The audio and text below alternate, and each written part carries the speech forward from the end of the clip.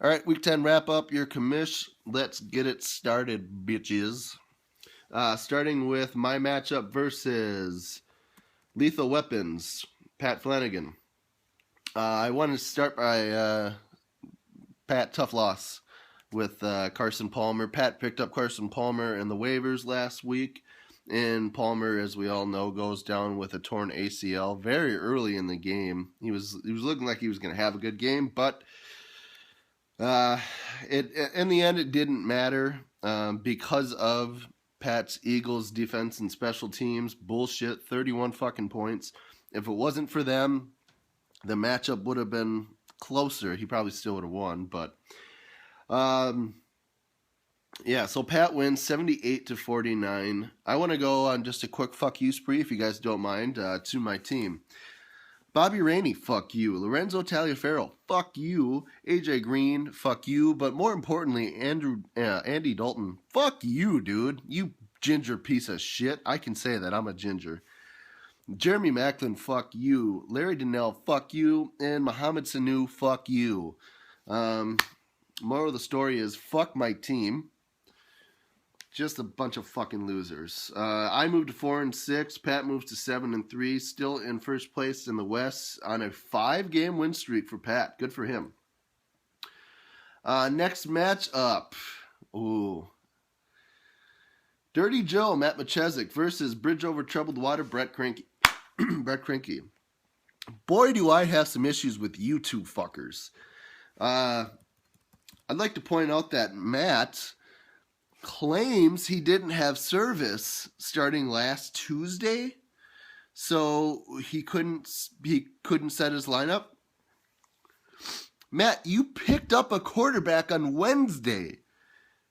What do you mean you didn't have service? And if you don't have service, you could clearly text. So text Brock and tell her to set your fucking lineup, you moron. Matt picked up Alex Smith on Wednesday, cleared Thursday, and he sat on his bench. Brett picked up a kicker, Matt Prater. He sat on his bench, so he also had an open slot. I should mention, yeah, Matt had an open slot. I do also want to mention that this matchup turned out to be a tie. If one of you stupid motherfuckers would just set your goddamn lineup, one of you could have won. God damn, you're stupid. Oh, wow. Just ridiculous. Set your goddamn lineup. It's not hard.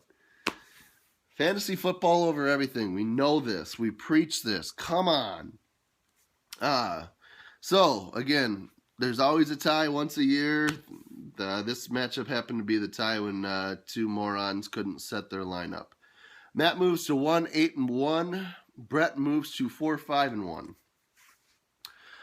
Next matchup, Chalupa Batman MacArthur versus Omaha. So Adam MacArthur versus Ethan Johnson. Chalupa Batman MacArthur gets a couple of waiver wire shoutouts this week for picking up the Cardinals defense, who ended up with 27 points, and Martavis Bryant, who ended up with 20 points in a rout of Ethan Johnson's team, 127-89. Good week for Mac. Ethan didn't start a kicker. He had Blair Walsh on the bye. It wouldn't have mattered.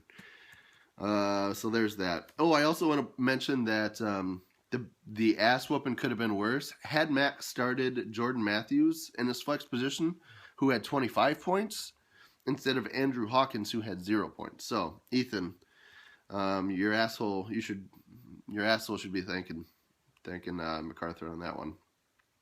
Mac moves to 5-5 on a 2-game win streak. Ethan moves to 4-6 on a 3-game slide. The matchup of the week, Bob Krinke versus Aaron Krinke, Bud Kilmer's Coyotes. Aaron Krinke wins 113-110, all because of garbage time points from Kelvin Benjamin. Ends up with 19 points because he had 70 yards and 2 teeters. Let's see, 61 of those yards, I believe, came late in the fourth quarter in garbage time, and both TDs came in garbage time as well. So Bob, tough loss on that one. Had it not been for the garbage time points from Kelvin Benjamin, you could have won and ended your asshole son's winning streak.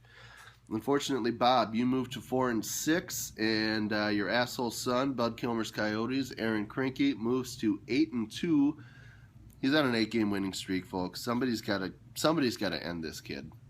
I don't mean kill him. That's pretty aggressive, but just end his win streak. Another very good close matchup and an upset pick that I called last week. Rudy Rudigers beating Team Kerrs 98-94. Really not a whole lot of note in this game other than Jordy Nelson having 27 points, pretty good game. But yeah, not a whole lot to really cover. It was just a very close, good matchup. Brian moves to 5-5. Team Kerrs moves to 7-3. And so-called Mr. Elite is on a 2-game slide. Also, Kerrs had a rough week, and DraftKings Kerrs, I do feel you on that one. I did win a little bit, but not that much. So that's that for the matchups. I do, however, want to go over next week's matchups very quickly. Rafi Bombs versus Team Rudy Rudigers. I think it could be close. Brian, my team sucks, but I think I might have a shot. I don't know. I think it could be very close. Right now the spreads has me winning by 17, but I think it'll probably come down to like a 5-point game. Brian will probably win because my team sucks. Omaha versus Dirty Joe, the mattress, Matt Machezik. Omaha should win handedly.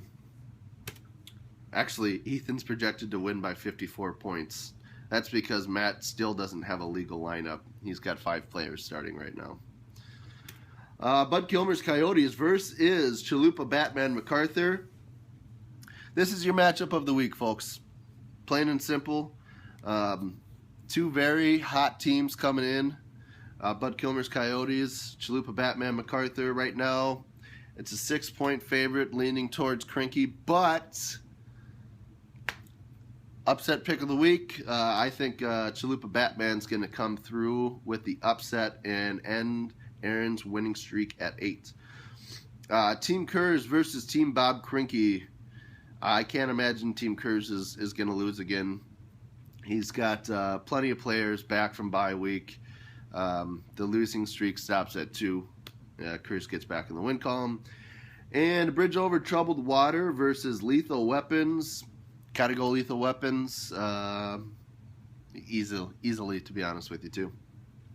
That's all I have for you guys. Set legal lineups. It's not fucking hard. Matt, Brett, I'm looking at you assholes. All right. I do love you, too, though. You're good shit, but don't be so stupid. All right, bye.